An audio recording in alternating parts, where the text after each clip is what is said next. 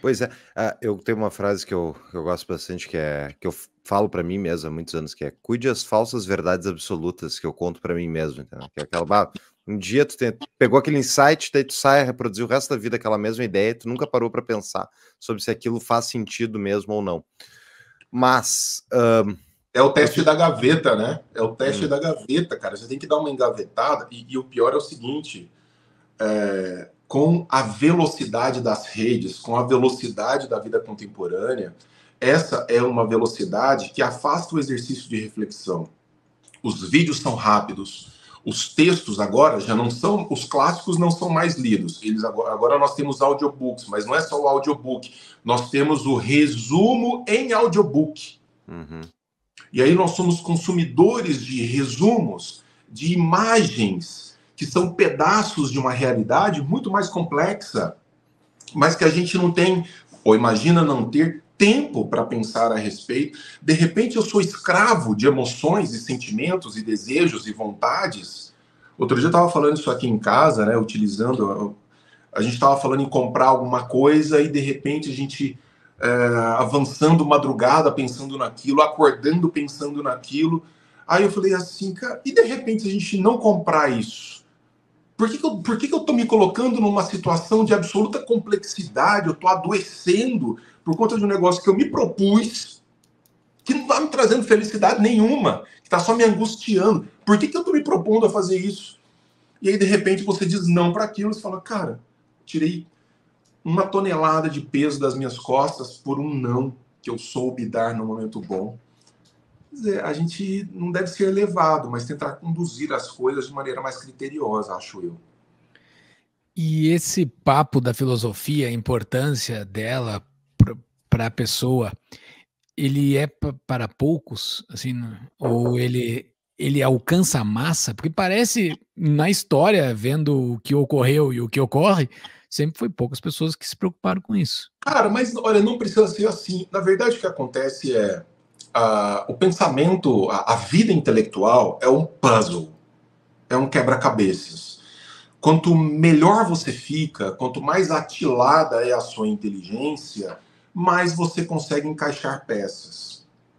Então, assim, eu acho muito legal, em determinado momento no discurso de Platão, no sexto livro da República, um personagem diz assim para o personagem Sócrates, fala, cara, mas você está construindo essa cidade aí, não sei o quê, mas isso daí é um baita de uma viagem, é uma utopia absoluta. Aí ele fala assim, mas vem cá, se uma parte da população pensar assim, já não teremos uma grande vantagem?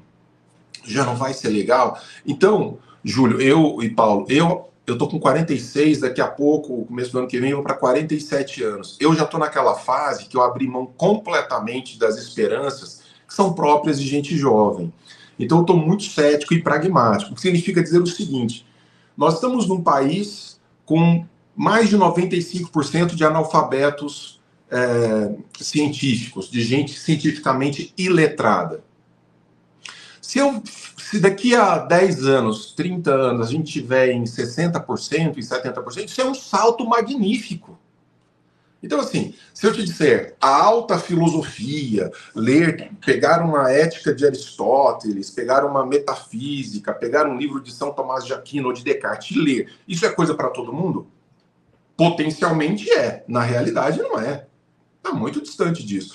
Mas eu não estou preocupado em uma geração de filósofos, mas uma geração que não seja pelo menos de apedeutas, de ignorantes que se tornam orgulhosos e acham que a burrice é uma virtude. Nós chegamos a esse ponto de imaginarmos agora que a burrice é uma virtude. Nunca foi. A burrice, ela traz resultados para a vida em sociedade e para a vida individual muito deletérios, muito ruins. Ela freia o processo civilizatório e nos cobra um preço muito alto. Então, cara, sem viajar. É simplesmente o seguinte: quando eu falo lá de gente cientificamente iletrada, e isso prejudica a vida intelectual, eu estou falando de verdade, eu estou falando de mais de 80% de pessoas no Brasil envolvendo universitários que não conseguem interpretar um gráfico de 2 linhas. Porque a pesquisa que foi feita foi exatamente assim. Se a cada grau que sobe uma buzina toca, Se sobem 10 graus, quantas buzinas tocam? O cara pira. E essa galera vota. Essa gente vota. E é a maioria. Mas que dúvida. Mas que dúvida. Mas sempre votaram, né? Não tá pior, né? Convenhamos, o Só que Brasil não aí tá pior.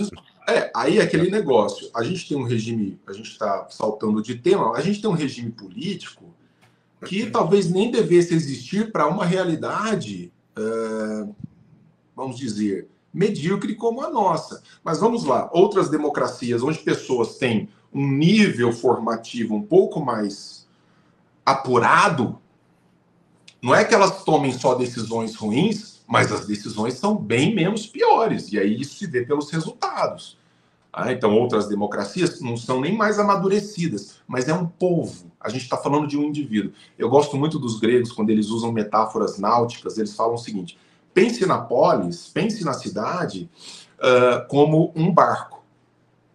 Então, quando o Júlio e o Paulo fazem bem o trabalho que eles fazem, seja como empresários, seja como podcasters, eu, como ouvinte, como convidado, como cliente, eu usufruo dessa excelência e dessa competência. Eu usufruo disso. Uhum. Quando o capitão faz bem o seu trabalho, quando o cozinheiro faz bem o seu trabalho, quando toda a equipagem faz bem o seu trabalho. Nossa, mas essa é uma visão, então, do coletivo? Não, eu estou falando do que me interessa. Eu quero que esse navio aporte. Eu quero que ele chegue. E para isso eu preciso de todo mundo fazendo bem o seu trabalho. Então o que me irrita é você pegar processos educacionais como o nosso, que criam pouco mais do que quadrúpedes, que sabem destacar um auxílio no banco. Tu ofende com classe, são bonitas as tuas ofensas. Verdade. Você pode falar que eu sou radical, mas que eu estou mentindo, ninguém vai dizer. Exatamente. Este corte foi um trecho do podcast Tapa da Mão Invisível. Se você quiser assistir este episódio completo, é só clicar no link que está aparecendo aqui embaixo.